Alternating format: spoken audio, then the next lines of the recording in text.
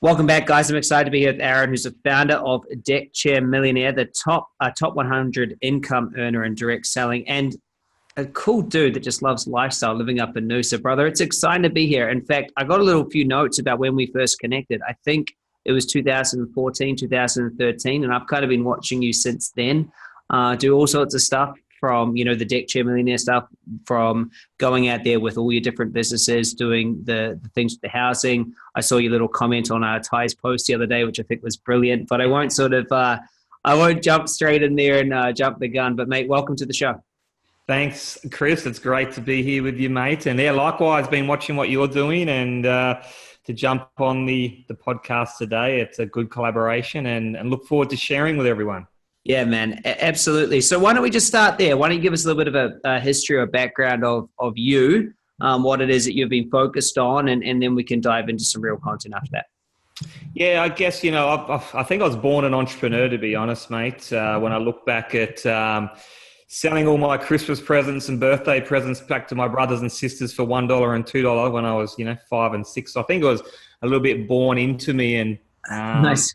But, sometimes it's timing. So I just started down in Adelaide playing football, and it wasn't really until someone gave me the book Rich Dad, Poor Dad to read where it's a good one. I wasn't really planning on reading a book after school, but I devoured that, I reckon, in one day. And that's what kind of set off every entrepreneurial selling my body. So, from there I devoured every book and every audio and every webinar and every seminar I could on wealth creation and getting ahead. Robert Kiyosaki says that 80% of people that are wealthy own their own business. So I literally quit my job, sold my car 4 weeks after reading that book. I think I was 19, 20.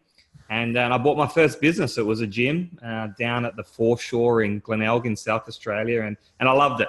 I was in business for myself. I was my own boss. I could work my own hours. And I built that gym up from probably the worst performing gym in the whole franchise group to number one. In just a couple of years. And that was just through the marketing strategies and that I learned through guys like Brad Sugars and so forth. And I loved it. I could play whatever music I wanted at the gym, and I just felt in control. And so I sold that gym after about 5 years. I think I bought it for $10,000. So that's aging you, bro. Yeah, no. And when I say it out loud, it does age me. I think they're going for about 100,000 plus now. Look, I sold it for over 200 grand. Bought my first property in Roxby Downs, South Australia. It was a mining town. Yeah. Bought it for $80,000. And a year later, I sold it for $160,000. So I thought, this property stuff and to be honest, this making money stuff is a piece of cake. I brought another property in Melbourne off the plan and made $100,000 on that, and moved to Sydney and opened up another couple of gyms and kind of just outsourced them to managers and personal trainers, and then went and learned other things, went to a bunch of seminars, and I guess to wind it up, Chris, with where I'm at now, the global financial crisis hit, and all of a sudden I woke up one day and life wasn't so easy. I found myself $300,000 in debt because I'd bought 8 investment properties really, really quickly. Yeah, I was featured in the Australian Property Investor magazine about 4 times, and they made me out to be some kind of hero for buying all these properties. But in reality, they were just taking money out of my bank account every single month because they were negatively geared. And then I couldn't get equity out. Property kind of neutralized. I found myself working back in the gym 100 hours a week. I lost the passion for it. So here you are, and an entrepreneur trying to make $1 million by sitting on the beach. And I'm losing money. I think I was losing about $5,000 a month. I was 10 grand behind on my mortgages, working 100 hours a week, miserable and stressed out. So that's kind of what led me to where I am now. I knew there had to be a better way. So I started seeing these 21-year-old kids making 50 grand a month on eBay. And, on Amazon, and with ebooks and affiliate marketing. And I could barely put an attachment on an email, mate. I was not very technical online, but I knew that's where business was heading. Right. And as an entrepreneur, I wasn't going to let that pass me by. So spent about 12 months researching, learning, and then jumped into what I call now, what I've dubbed, it goes around, the new age of business. And so anything that I can do online, on my mobile phone, on my smartphone, anything that has low overheads, low risk, I don't want to be driving in peak hour traffic. I don't want to be commuting. I don't want to have staff even necessarily. I just want to make it low overhead, low risk, but a high cash return that I can build globally. That's kind of what I call the new age of business. And I was lucky enough that within 12 months, I've replaced my income from the gyms doing that. So sold up, and I've never looked back since we created the brand Deck Chair Millionaire.com. I was able to make millions of dollars in that niche. And we've done lots of different things, you know, and the things that I always look for in business now is, number one, can I have some fun with it? You know, is it that I can get passionate about, we can have fun with, I can do with integrity, put my name to it, put a brand to it. Number two, can it potentially earn us a residual income or a passive income? Can it be, you know, 90% automated? If the answer to that is never yes, I just don't even look at it ever again. Number three, can I potentially earn a 7-figure income with that business? Because some businesses are great. You know, like I look back at my gyms, if I completely maxed out my gym membership and maxed out everything I could income-wise, maybe make 150,000 a year working my butt off. So now I look at it and go, can I potentially earn me 7 figures? And if I can't, I don't keep looking at it. And number four, is it on trend?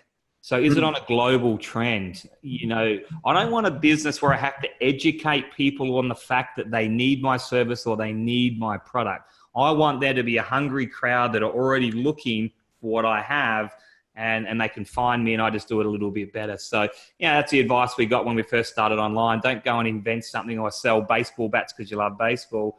Find something that people are already looking for and create a great product around that. And it served me well, mate. It's, like you said, living up here in Noosa, that was always my dream ever since I can remember, to be honest. So 2 young boys, work from home, got the dream house, dream lifestyle up here in Noosa, and still hungry, mate, still hungry to continue on. And my main passion now is teaching others, because I think there's so many people teaching business.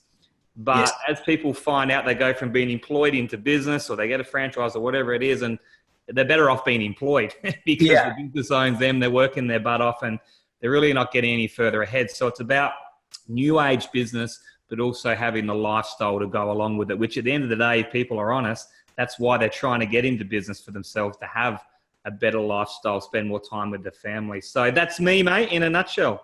No, I love it, man. And it's such a good, so good to have you on the show. So aligned, you know, our stories, we haven't really discussed our stories and matched them up, but super aligned with me starting out in gyms and as a PT, and then doing everything to get the freedom, which is good. I love those 4 things: fun, passive income, 7-figure income, and being on trend. Most people don't do the last one. And so I kind of want to dig into that, because I think Frank Kern said it, that I heard it first. He said, find a hungry market, find out what they want, and then sell them that. And it's a big thing that I see a lot of people wanting to be inventors or want to create something new rather than just going where the money is. And it sounds like you've got a similar sort of approach. Yeah, exactly right. You know, I remember back in the day doing eBay businesses and et cetera, kind of where we started learning. And you know, that was one of the first lessons. So there's some software and some tools out there to show us what products we're already selling. What were, you know, and there's a lot of keyword tools. So when I create even such a simple thing like a Facebook group or a website, the first thing I'll go through and I'll jump on my keyword tool software, and I'll find out what people are already looking for. Right. And I'll try and create a group or a domain as close to that as I can. Because it talks to people straight away. It's good for SEO and all those types of things. But exactly. Find a hungry. So, you know, back in the day, things like treadmills and fitness equipment, people are buying those sorts of things, and they always will in droves online. Now, there's also other considerations like competition. It's very saturated. So they're all things to weigh up. But, you know, we've made a lot of money in the last few years in anti-aging. You know, people, I think someone turns 50 every second in the world. Someone turns 50 every 7 seconds in America. And so that's not going away either. That's on trend. Right. You go online, you look at how many people are looking for how to get rid of wrinkles, you know, the stem cell technology. And so while, I mean, invention's great, but man, the percentage of people that make it with that is so low. True. You know? So yeah, sure, find something that's sexy and new and on trend, but then tap into that marketplace. So for us, you know, the story of stem cell technology, when Obama legalized that research through adipose tissue, so body fat, in 2008, that led to a great story where we had a product range that had stem cell technology in it, and it really worked. Prior to that, we knew how powerful stem cells were, but it was all about embryonics and umbilical cords, and the ethics that go along with that just weren't there. So getting our stem cells out of our body fat, that story was a new story, but the anti-aging story was something people are already looking for. It's a bit the same, with an Airbnb business.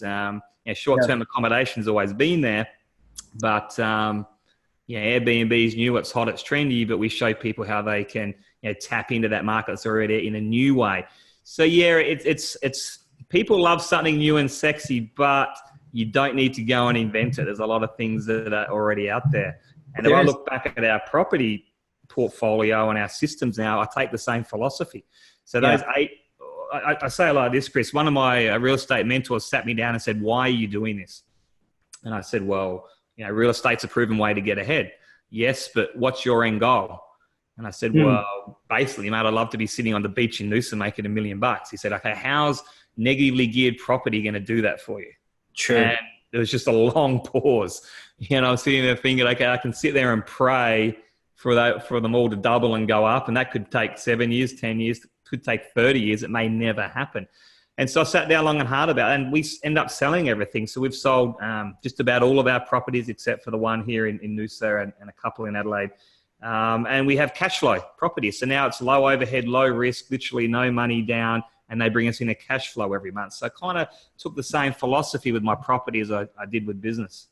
Nice. Let's talk about this Airbnb strategy, because I know that you're out there teaching it across Australia. Mm-hmm. I saw your post on Ty's post, because it seems that he's trying to get in on something that you've been doing for a long time. But about 100 new friend likes from that little post too, Chris, just by the way, and good quality real estate agents. So tap into a top internet marketer's Facebook ad and add some quality, and you get some new contacts pretty quickly. He's a good guy. He's very, very smart, Ty. I mean, he's right at the top of his game, and a guy people should follow. He's very smart. Yeah. Yeah, I played some basketball with him. We hung out at his house for a day. I think it was 2015 or something. But he'd sell you his shirt. Yeah, in a good way. But he would. You're looking for a shirt? Because this shirt's a best shirt. Take mine. But so you've been doing that, and fill us in on that story, because it seems to me to be something that we all know what Airbnb is. We all understand it, but to actually make a business from it. When I read the book, I put the book up here somewhere. I was really surprised at the amount of community that they've built inside Airbnb for people that are hosting and everything else. But why is that such a good opportunity? Yeah, well, it's interesting because the traffic on Airbnb is huge. It's a bit like Amazon. You go and find a product and you create a website, and then you got to run Facebook ads and SEO and everything to traffic to your website. You may as well just go and put it on Amazon, because people are already there. The audience is already there, credit card in one hand, and they're searching for your product with the other hand. It's a bit the same with Airbnb. People are there to book accommodation. They're not there to research. They're there to book. And so the trends were huge. And, we've got a 9-bedroom place. We've got a granny flat out to the side. And my wife just started Airbnb-ing it out. She'd stopped working in the corporate world, had a couple of kids, and wanted something to do. So she started doing that, and we just put it up on Airbnb and just couldn't believe how often it was booked out and how popular it was. And then we started seeing some people over in the US that were talking about renting out properties. So you're not using any of your own properties. You're not putting down a deposit. You're not having to go for credit. If you've got completely no savings, no credit, you can go and rent a property and then put that on Airbnb. And so I thought that looks like an interesting strategy, because straight away I did the mathematics on it. And let's say you rent a property for, $3,000 a month. You could easily get paid $5,000 a month from Airbnb, pocket $2,000 a month in cash flow, go and do that 10 times. What a great business.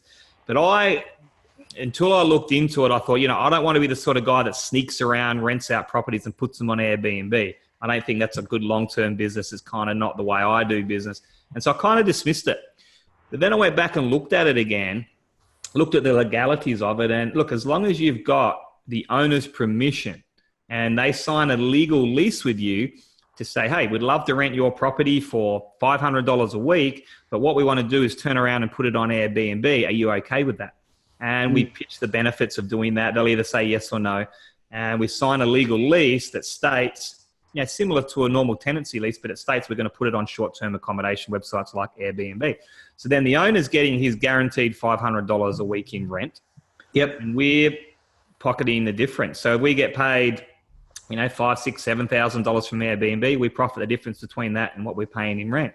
So the owner gets a guaranteed income, we make the difference, and it's all legal, and it's going absolutely crazy. So we do that, and we also host properties for other owners. So owners that they know the power of Airbnb, they just don't want to host it. They don't have time to host it. They don't know how to host it. We'll host it for them, maybe do an 80-20 split, take 20%, they take 80%. You need literally no money with that. So if you're going to rent a property, you still need a deposit. Perhaps you need to furnish it. Perhaps you find a fully furnished property. But we teach people how to find these properties, how to talk to owners, how to beat the Airbnb algorithm so you get on page 1 of Airbnb, how to make sure you get your maths right, only picking profitable properties, how to stage it, everything from A to Z to be successful in this space. And for the people that are hosting it, this is what I love about this. And this is why if anyone's in a sucky job with sucky pay and they're whinging about it today, that's their own fault. Because you can do a strategy like this. If you just host a property, so you're not renting it, you don't need to put any bond down. You don't need to put any rent down. You don't need to buy. You can do this with literally no money in the bank. The owner pays for everything. You're literally just hosting it for them. So you're organising the guests, you're organising the cleaners, you're organising people in and out. And let's say you make $5,000 a month for that owner. You take 20%, you take $1,000, do that 10 times. That's $10,000 a month. Fire your boss straight away. It's the easiest strategy. Absolutely no money needed. The only reason you would stay in your job is because you love your job and you love what you're making. Otherwise, you just do this on the side hustle. So, yeah, we love it. We've got a great community. We've spoke to over 2,500 people last year about it. We've got a great group. And, look, people are killing it because, like you said, people know about Airbnb, but they're kind of thinking they need to buy properties to do it, or they need to do it with their own spare bedroom, where you can go and create an empire like this. And go and do that for 3 years and sell off the rent roll to Century 21 for $1 million. There's lots of different ways you can do this. So I love it. Excited by it for sure. No, I love how your brain works because it's such a little unique little market. And it's definitely not going anywhere. There were places when we lived in San Diego, man. We lived in Pacific Beach. Yeah, Pacific Beach in San Diego. And they would have signs out around there like, we don't want any share homes. Like they were picketing it because basically, where we were in San Diego, we're one suburb over from La Jolla and right on the beach, best place. But there was also a lot of, there's a few universities around, University of San Diego, stuff like that. And so people would just host parties there and wreck houses and all sorts. And there was a lot of backlash. I haven't seen anything like that here. You'd think the same would be on the Gold Coast, people saying. But I think here they're so used to having people travel through and stuff. It's not such a major, but it was a big thing, man. And people are super passionate about it, the Airbnb community, but you've also got people that are quite against it. I mean, the more you understand it and look at the stats, the more it's a great thing. I mean, it brought in over $1 billion to the Australian economy last year. Wow. And if you think about, say, Chris, you want to come up to visit me here in Noosa. So we're going to hang out and do a mastermind group. And you look at the Sofitel there at Hastings Street, it's $500 a night. And you think, oh, geez, that's steep. I might stay for 2 nights, hang out with Aaron. And you go look on Airbnb and you find this fantastic property right near the beach and it's $200 a night. So now all of a sudden, instead of staying for 2 nights, you're staying for 5. Because it's the same price. And look, you go and have breakfast every morning in a restaurant. You buy a new pair of sunglasses. You go through the car wash. You go and buy some bathers. So you're putting money into the Noosa economy here for an extra 3 days. And so it makes sense. A lot of local businesses are benefiting from it. Everyday average mums and dads never seen an easier way to make an extra, $10,000 a year, $30,000 a year. So it's a good thing, but look, I get it. Do I want my house here on this nice quiet street to be Airbnb? I'm not so sure. Yeah. So I think there's a balance. And I think the legislation, like in Sydney, I'm not sure I agree with the 180 days telling a property owner what they can and can't do, but there does need to be a balance, and certain locations will suit it better than others. But we teach our guys to make sure you follow the strata, follow the council rules, and picking the right properties, and everybody wins. Yeah, nice. I mean, Harriet and I actually lived on Airbnb for 2 years. Mm. You know, when we were in the States, we would go there, would find a good place, and then we would just get long-term leases. It was just awesome. It was way easier. It gave us flexibility. We were in suburbs rather than having to be in hotels. Yeah. And, you know, we didn't want to get a long-term lease because we wanted to see the whole, you know, we were living our total freedom lifestyle. And we wanted to see the whole of the US. So we lived in Tahoe and then San Diego, we were in Vancouver, Seattle. Oh, and we'd spend, you know, we'll spend 6 months in some places, but move around. And we loved it. You know, we love it. Absolutely, man. Yeah, you can get some good deals, that's for sure. You know, and the people that looked after you, there was such a big difference of the ones that were pro about it and then ones that weren't. So I can see the benefit, man. I can see a massive benefit. So I guess we should put some links underneath this about your trainings on that, because I'm sure that people want to hear more about what you do there, because I do. It's good, really good.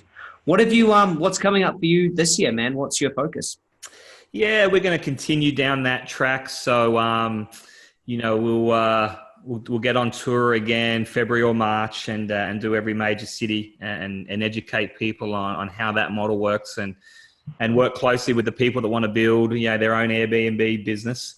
We'll also, you know, offer a bit of a VIP personal service there with people that want to do that. So we're focused on that business. That's fun. Always looking for other new age lifestyle businesses as well. I kind of feel like I don't want to give away the hemp story because then everyone else will know about it. But you know what? Screw it. That's what your listeners are here for, right? Finding out the best of the best. And I kind of find once you start tapping into something and researching it, you feel like everyone must know about it. But the reality is no one knows about this. And I've bought some shares in a few hemp companies out of Canada that are trading in Australia at the moment. And it's exciting. So for those that don't know, you know, Donald Trump signed the farm bill in the US in December, which basically legalizes hemp throughout America. Now, for me, I had to educate myself on, okay, what exactly is hemp? Because we all hear about this hemp word and we associate it with cannabis, marijuana. And so real quick, you know, research on that, found, okay, you got two different cannabis plants. One's got the THC in it, which gets you high. The other one is a hemp plant that doesn't have that in there. And so that was even news to me. I just thought, you know, legalizing marijuana, I'm not so sure that's a good idea. What's this CBD oil and this hemp, you know? And I was convinced on the health benefits on it because I kept seeing testimonial after testimonial and doing my research on it. But I thought, I'm not the sort of guy that's going to go and take some oil, get high for an hour, and that's just never been me. But completely misleading, completely false. You know, with the CBD oil and the hemp, it's got the THC, you can't get high on it, but it's got all the health benefits in it. Right. The cannabis marijuana plant has the THC in it where you get high, and it has some health benefits. And so, you know, what they're saying to us, you know, back in 1937 where they made the hemp plant illegal, it just should never have been. It kind of got thrown in with cannabis and making drugs illegal, and we've never had the health benefits that hemp can give us. And so with Donald Trump signing that farm bill, you know, hemp farms in the US, CBD oil, and all these incredible products, even there's incredible products for pets. I mean, there's like 50,000 different uses for hemp. It's one of the strongest ropes you can make. They make clothes, all sorts of things. So that's one area that I'm looking at, Chris. You know, I bought some shares in there. There's a few companies that have launched in the US and in Europe that I've probably never seen people making money quicker in my life, to be honest. And, you know, at some point in Australia, the CBD oil and those sort of benefits going to be, you know, legal and open up with the TGA, et cetera, here. So looking at a few of those things, mate. So again, we're finding something. I mean, there's 100,000 people that order this in Australia already that get it delivered from America, and it's technically not even legal yet. And so what we're chatting about at the very start of this podcast was, you know, find a hungry crowd, find something that people are already wanting, both for their health. And, you know, people are researching this plant and the benefits of, you know, the oils and that can be provided. But, you know, it's going to be brand new. It's exciting. So it's that exact same thing of Airbnb and stem cell technology. And now we look at this as probably one of the greatest health products, you know, possibly ever, but certainly, you know, in the last decade or so. So that's one thing that excites me. We'll see where that one ends up. yeah, we're really working on our online presence. I'm creating lots of products, and you know, one goal I've got for this year, Chris, is to duplicate a bit of Gary V. Oh, You know, good. if I look back, I was looking at his old YouTube channel. It's quite amusing. And I went back and had a look at his very first video that he ever did on wine. And it's not great. It's not great. He's a young guy. He talks okay. It's relatively boring. The quality of the video is horrendous. I mean, back then, 10 years ago, you didn't have the same quality.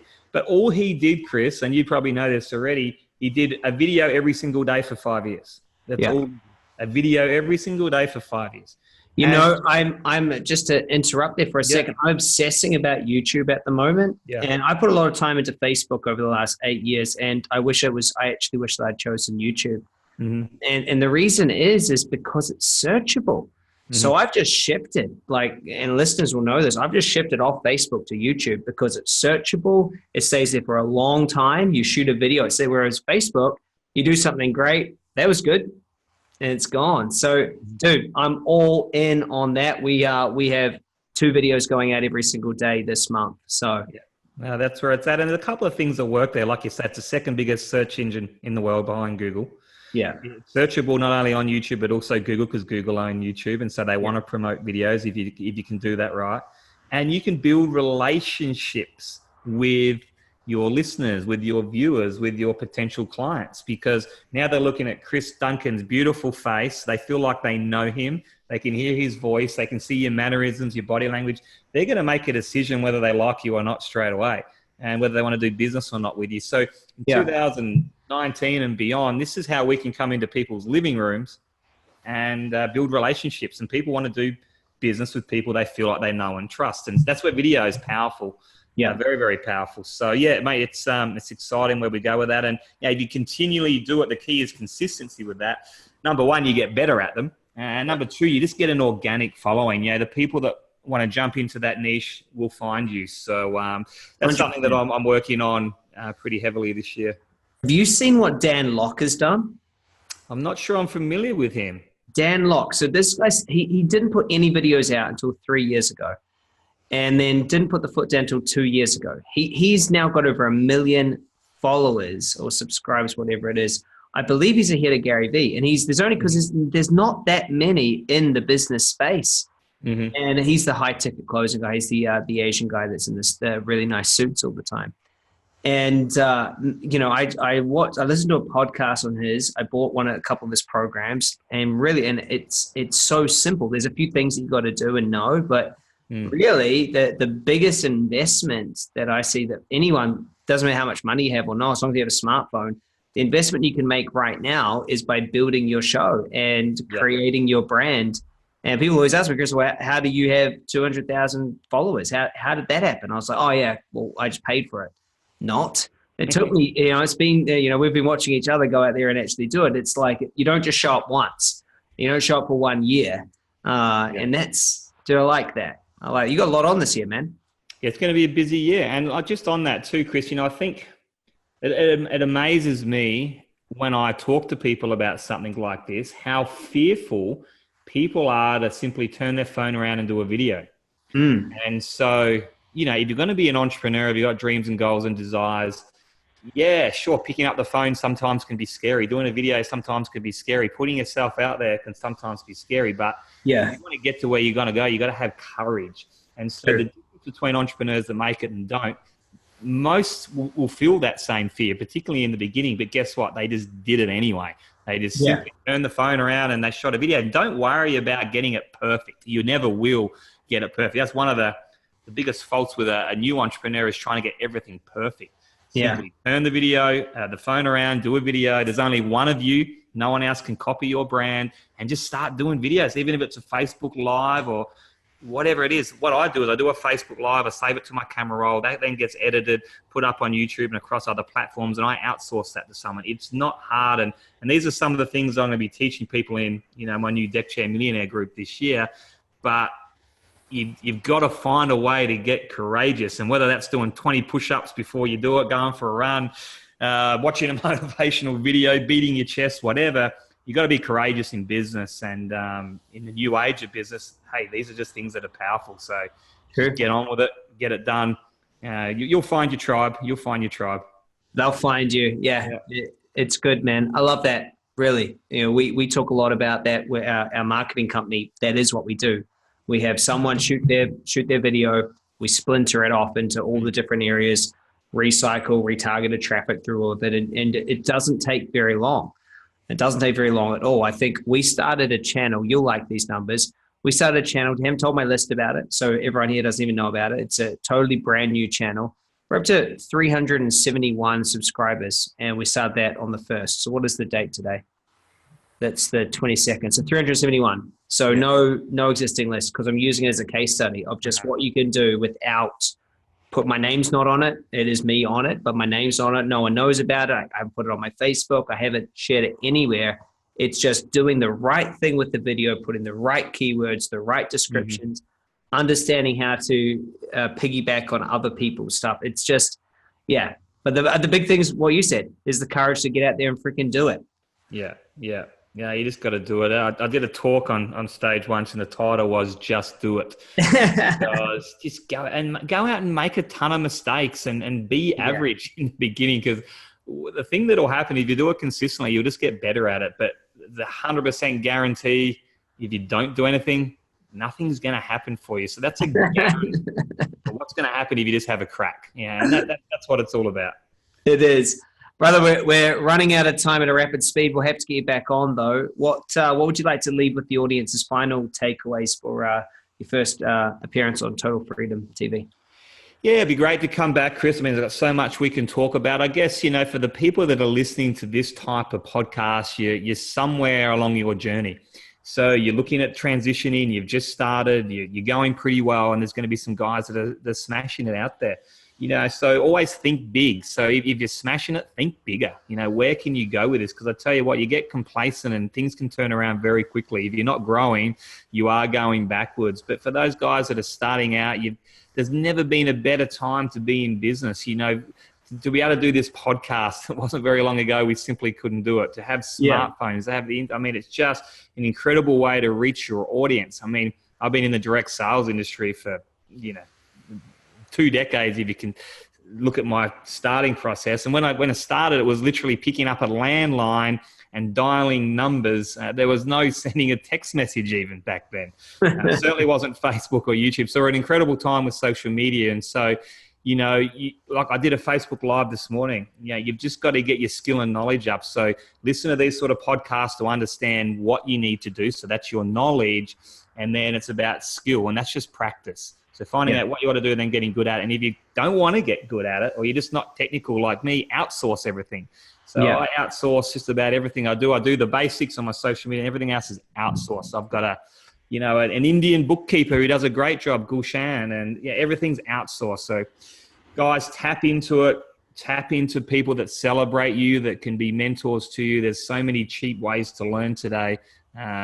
Chris is a great guy to tap into on knowledge, and just do it. That's why, you guys, just do it. Make 2019 your best year. And we'll jump back on and maybe niche down into some strategies and other things like that, Chris. But it's going to be an exciting year.